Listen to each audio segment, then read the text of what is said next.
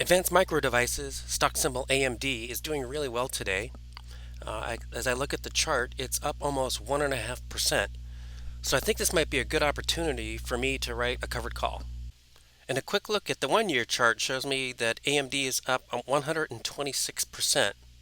AMD recently joined forces with IBM and as part of a multi-year agreement focused on enhancing their security and artificial intelligence offerings.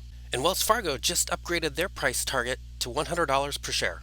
And when I look at the analyst consensus on Yahoo Finance, I see that they've got a 1 year price target at $87.57 per share. I actually think the analysts are underestimating the potential of AMD. And so for me, I'm making a prediction that by the end of 2021, the stock share price of AMD will be $90.